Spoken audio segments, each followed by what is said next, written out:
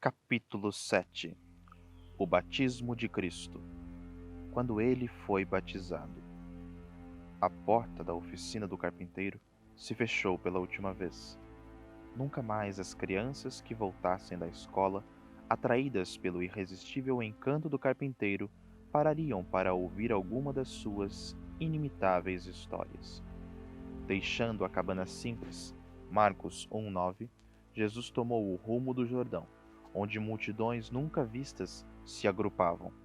O centro do interesse era um pregador ascético e não convencional, que pregava arrependimento e batizava para a remissão dos pecados. Arrependei-vos, ordenava ele, pois está próximo o reino dos céus. Mateus 3:2. Ali estava um profeta da estirpe de Elias, destemido como ele. O rito do batismo. Sem ostentação, forçando passagem em meio aos milhares que se amontoavam em busca do batismo pela mão do profeta, o ex-carpinteiro humildemente assumiu seu lugar entre os candidatos. Quando João Batista viu essa santa e radiante face, ele que tinha batizado tantos outros na base do arrependimento dos pecados, de modo súbito, viu-se agudamente possuído de um senso de seu próprio pecado e de sua própria indignidade. Não havia muito, ele tinha trovejado contra os fariseus. Raça de víboras, quem vos induziu a fugir da ira vindoura? Mateus 3:7. Agora, ele humildemente diz a Jesus: Eu é que preciso ser batizado por ti, e tu vens a mim? Mateus 3:14. Não fazia sentido que o Messias fosse batizado por suas mãos. Ele tinha recusado batizar os fariseus por causa da impenitência deles. Agora, ele queria recusar o batismo a Jesus por causa da sua própria pecaminosidade. Embora reconhecesse silenciosamente que o impulso de João era correto, Jesus replicou de forma que lhe assegurou que seria apropriado que ele se submetesse a essa ordenança. Deixa por enquanto, porque assim nos convém cumprir toda a justiça. Mateus 3,15. O fato de Jesus não ter feito jamais algo que precisasse de arrependimento não o livrou da obrigação desse justo ato de obediência, embora fosse verdade de que ele não tinha nenhum pecado para confessar, ele era um filho de Abraão, e submeter-se ao batismo de João era algo que Deus esperava que ele fizesse. Era um ato de submissão da parte do homem perfeito, que estava em perfeita harmonia com o restante da sua vida. João, então, não mais se opôs e ministrou a ordenança. Assim diz o relato. Não é fácil apurar o quanto João conhecia a respeito de Jesus antes disso, mas parece haver pouco fundamento nas lendas que dizem que eles foram companheiros nos anos anteriores. Havia grande distância entre Nazaré e Hebrom. Não é impossível que talvez tenham se encontrado nas peregrinações atuais a Jerusalém. Seja como for, havia-lhe sido dado um sinal, pelo qual ele poderia identificar o Messias, aquele sobre quem vires descer e pousar o Espírito Santo. Esse é o que batiza com o Espírito Santo. João 1,33. Teria sido o contraste entre a sua forte, pura e atraente face e os rostos marcados pelos pecados dos outros candidatos que convenceu João de que ele era de fato o Messias? Esse foi o último ato da vida privada de Nosso Senhor. Ao emergir das águas do Jordão, ele começou seu ministério público, cheio do Espírito e seguro da aprovação de seu Pai. O significado do rito do batismo. Por que razão Jesus deixou-se batizar por João, cujo batismo era primariamente um rito de purificação? De que forma poderia Jesus participar de um batismo que envolvia arrependimento, quando ele não tinha feito absolutamente nada digno de arrependimento? Temos aqui de fato um mistério. Para os outros candidatos, o batismo tinha um duplo significado.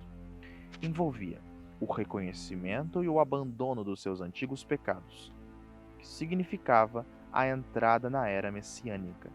Para Jesus, o primeiro elemento estava ausente. O batismo para ele não era o sacramento do arrependimento, nem é assim apresentado. Com referência ao segundo aspecto, significava a sua entrada na nova época, da qual ele mesmo se tornaria o autor, pois seu batismo não era nada menos que um reconhecimento sacramental de que ele era o Messias. As implicações do rito do batismo. No seu batismo e nas circunstâncias que o acompanharam, podemos divisar pelo menos 4 implicações. A sua identificação com o pecado do mundo. Com esse ato, ele associou-se com a raça que veio redimir. O passo inicial é necessário para tornar-se o substituto do pecador. Isso significava sua completa dedicação para carregar os pecados, entregando-se sem nenhuma reserva à vontade de seu Pai, mesmo que isso envolvesse uma cruz. Foi a demonstração pública da sua disposição de assumir o fardo do pecado da raça inteira. Seu batismo não presumia conhecimento de pecado, mas apenas seu propósito de tornar-se semelhante aos irmãos. Hebreus 2,17 em todas as coisas. Não tinha o sacerdote de lavar-se antes que pudesse ministrar junto do altar? Então, assim o fez Jesus, pois a nova economia ainda não havia começado. Foi profetizado a seu respeito que ele seria contado com os transgressores. Isaías 53:12. Então, ele assumirá seu lugar com eles, naquele símbolo da morte, da mesma forma que por fim se associou aos pecadores na morte real. Embora sem pecado, era capaz de simpatizar com os seus irmãos em suas lutas com o pecado. Seu começo no ofício messiânico. Era inteiramente adequado que tal ministério público revolucionário fosse iniciado por uma cerimônia pública como essa, de forma que se tornasse o divisor de águas entre a sua vida particular e a sua vida pública. Ao batizá-lo, o precursor do Messias o separou para a missão da redenção e confirmou as suas reivindicações. Com o conhecimento que possuía das Escrituras, é impossível que Jesus não percebesse as tremendas implicações do simbolismo desse rito, como prenunciava a sua própria morte e ressurreição. Não foi ele quem disse: "Tenho, porém, um batismo com o qual hei de ser batizado, e quanto me angustio até que o mesmo se realize." Lucas 12:50. Contudo, embora conhecesse tudo, ele de boa vontade se consagrou à penosa tarefa da sua vida. Seu pai aprovou os anos de silêncio. Quem pode medir tudo o que significou para o Filho do Homem a manifestação dos céus naquele memorável instante? Que conforto não devem ter produzido em seu espírito as palavras de aprovação de seu pai, rompendo um eterno silêncio. Tu és o meu filho amado. Em ti me comprazo. Lucas 3:22. Dessa forma, Jesus tinha sido indicado como aquele em quem se cumpria plenamente o Salmo. O Senhor me disse: Tu és meu filho. Salmo 2:7. E foi declarado por Deus como perfeitamente qualificado para começar seu ministério público. Sua unção para o serviço. E o Espírito Santo desceu sobre ele, em forma corpórea como pomba. Lucas 3:22. Essa manifestação não foi sem sentido. No momento da sua concepção, até a sua autoimolação no altar da cruz, tudo foi executado pelo Espírito Eterno. Hebreus 9:14. De fato, essa inteira dependência do Espírito foi a característica de todo o seu ministério. De acordo com James Stalker, sua natureza humana foi capacitada a ser a expressão da natureza divina pelo dom peculiar do Espírito, que lhe foi concedido sem medida. João 3:34, por ocasião do batismo. A frase "em forma corpórea como pomba" pode ser traduzida com igual acerto como "na aparência de uma pomba". James Kittle lembra que, como o fogo é o símbolo mais comum da presença divina, o Espírito Santo desceu sobre ele como uma chama de fogo, descendo dos céus sobre ele, à maneira de uma pomba, rodeando-o e repousando sobre ele. Se foi assim ou não, o simbolismo da pomba era inteiramente apropriado à mansidão e pureza daquele sobre quem repousou. Não uma águia predadora, mas uma pacífica pomba. Cristo tinha vindo para conquistar, não pela força das armas, mas pelo amor e pela humildade. Ao dirigir-se ao grupo que tinha se reunido na casa de Cornélio, Pedro relatou: como Deus ungiu a Jesus de Nazaré com o Espírito Santo e com poder, o qual andou por toda parte, fazendo o bem e curando a todos os oprimidos do diabo, porque Deus era com ele. Atos 10, 38. Dessa forma, ele correlacionou essa unção com o batismo ministrado por João, pois a unção do Espírito foi simultânea ao seu batismo na água. Assim, ele foi dotado de poder extraordinário e recebeu os dons necessários para o seu ministério público. Sem dúvida nenhuma, esse evento assinalou um estágio distinto na sua história espiritual como o Filho do Homem. Embora no seu caso não houvesse necessidade de purificação, havia a necessidade de aprender a obediência pelas coisas que sofreu. Hebreus 5:8. A esse respeito, C.H.C. MacGregor escreve: em todo o tempo, ele era agradável ao Pai.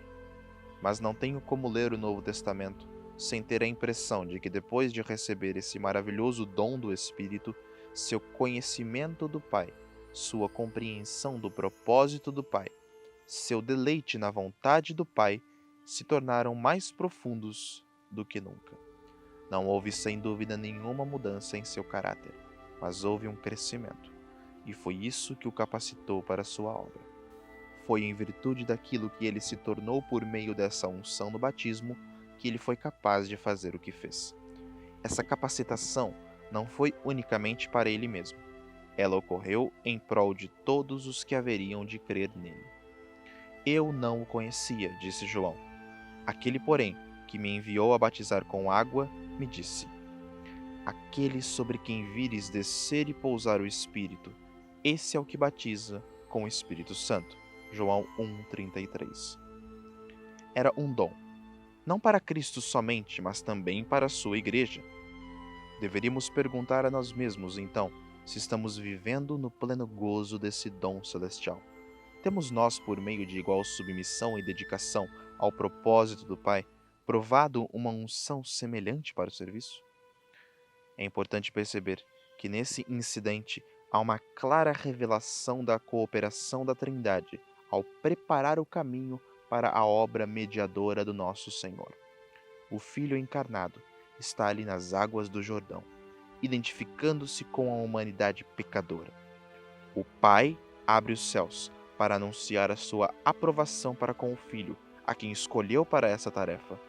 O Espírito desce do céu para capacitar o Filho a cumprir o propósito do Pai. Perfeita imagem do Pai, entronizado no âmago da bem-aventurança e luz de luz, expressando ou longe do céu guardado em humano tabernáculo, em forma de homem, vagueando no deserto, em qualquer lugar. Teus hábitos e declarações e gestos sempre expressando o Filho de Deus, agindo sempre como o próprio Deus, contra aquele que se opõe ao trono do teu Pai e ao ladrão do paraíso. A ele já há muito conquistaste, e do céu o expulsaste, com um exército. Agora, tu vingaste o vencido Adão, e por subjugares a tentação recobraste o paraíso perdido. E frustraste a vitória fraudulenta. Ele nunca mais ousará colocar o pé no paraíso para tentar. Os seus laços estão quebrados, pois embora esse lugar de felicidade terrena ele tenha enganado, um melhor paraíso é construído agora, para Adão e seus filhos escolhidos, a quem tu, Salvador, vieste aqui para restabelecer, onde habitarão seguros quando chegar a hora de viver sem temor do tentador e da tentação. John Newton.